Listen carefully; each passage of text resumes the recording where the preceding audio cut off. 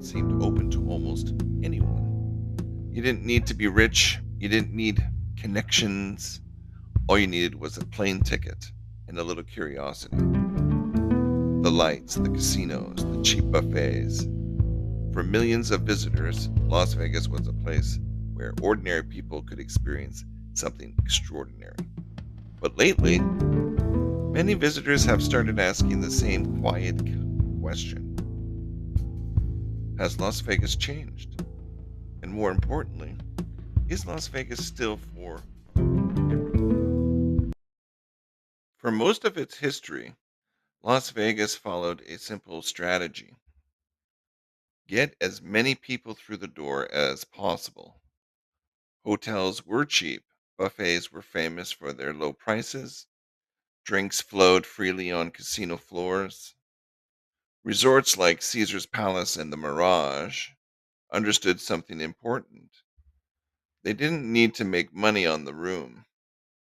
They didn't even need to make money on the food because eventually people would gamble, and that's where the real money was made. But over the last 2 decades, something began to change. Large corporations took over many of the casinos. Companies like MGM Resorts International and Caesars Entertainment began rethinking the entire Las Vegas model. Instead of attracting the largest number of visitors, they began focusing on attracting the highest spending visitors. And slowly, Las Vegas began transforming from a playground for the masses into something closer of a luxury destination. Many longtime visitors say they started noticing small changes. Parking that used to be free suddenly had a price. Buffets that once cost a few dollars became expensive or disappeared entirely.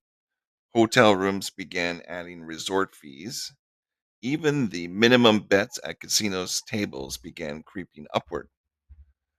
The shift became even clearer with the arrival of new attractions like the massive Sphere, an entertainment experience designed for premium ticket prices. Las Vegas wasn't just about gambling anymore. It was becoming a city built around high end experiences. For decades, millions of international tourists visited Las Vegas every year. One of the most reliable groups came from just north of the border, Canada. Cities like Vancouver, Calgary, and Toronto sent a steady flow of travelers to the Nevada desert. Cheap flights made weekend trips easy, but recently, some Canadian travelers say something feels different. For some, it's simply the rising cost. For others, the atmosphere feels less welcoming than it once did. And for some travelers, the shift began around the presidency of Donald Trump, when politics and culture began influencing travel decisions in unexpected ways. Whatever the reasons, the effect is subtle but real. Some of the visitors who once came every year are quietly staying home. While some visitors stopped coming, others began arriving. High end restaurants, luxury retail stores, exclusive nightclubs. Las Vegas began competing not just with American vacation spots, but with global luxury destinations like Dubai and Macau. The goal was clear: fewer visitors, spending far more money. But the strategy carries a risk. Here's the strange part: even as Las Vegas became more expensive, something unexpected started happening behind the scenes. Gambling revenue, the thing the city was originally built on, has slowly become less central to casino profits. Today, casinos often make more money from hotels, restaurants, shows, and entertainment than from gambling itself. In other words, the casinos are becoming something different.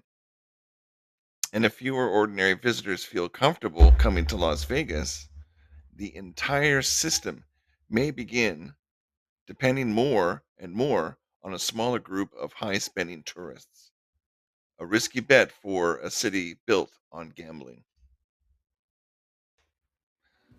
Las Vegas has always reinvented itself, from a desert railroad stop to a mob run casino town to a global entertainment capital. Change has always been part of its story. The question facing the city now is different. Las Vegas was once famous because anyone could experience it. A cheap room, a late night buffet, a little luck at the tables. But if the city becomes too expensive, too exclusive, or too focused on luxury, then something important may disappear. Not the lights, not the casinos, but the feeling that Las Vegas was a place for everyone. And if that feeling fades, the most famous playground in the desert may discover that its biggest gamble was changing the rules of the game. You were listening to Quietly Curious, deep dives into tech, mystery, and modern life. My name is Erwin. Thanks for listening. And above all, stay curious, everybody.